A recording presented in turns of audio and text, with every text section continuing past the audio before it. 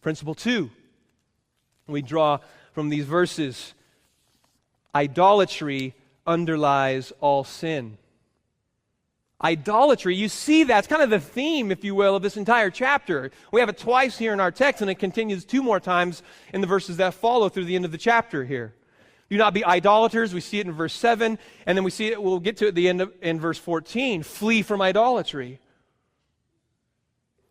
Idolatry underlies all sin. Idolatry. I mean, isn't that kind of an ancient, primitive thing?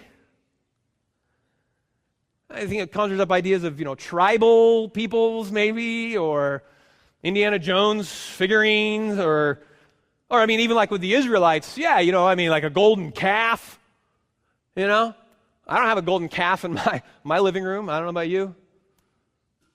Figurines.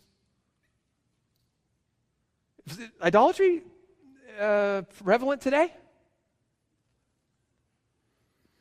Tim Keller gives us a helpful understanding as we see idolatry is really what's at the heart or underlying all sin. And he defines it this way in his helpful book, Counterfeit Gods, which I have available in the bookstore.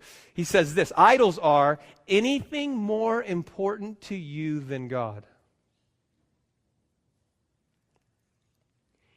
Anything that absorbs your heart and imagination more than God. What do you daydream about? Anything you seek to give you what only God can give.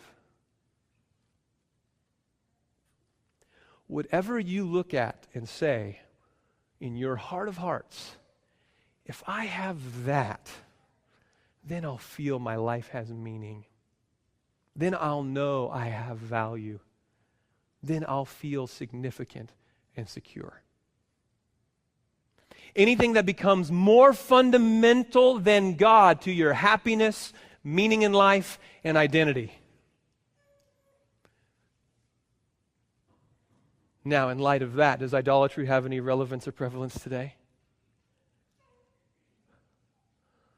It underlies all sin.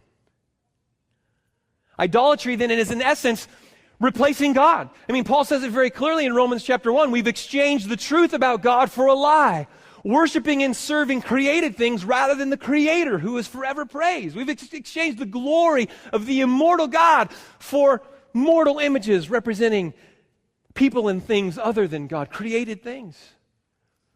Idolatry is the worship of false gods. Therefore, it is false worship, meaning it denies God His worth. What's so sinful about sin is that it's idolatrous and it denies God His worth. The greatest offense of sin is what it says about God. More than that, all sin, because it has idolatry underneath it, is personal.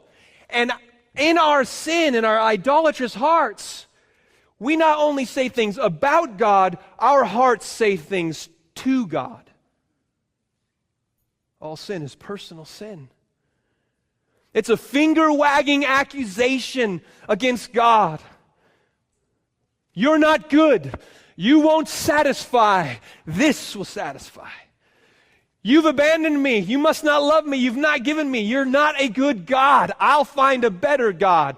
In fact, I'll make myself God, and I'll appoint what's truly worthy of worship in this world. We actually make ourselves idols. It takes an idol to make an idol. We make ourselves out to be God, pronouncing what is worthy and satisfying and faithful and securing.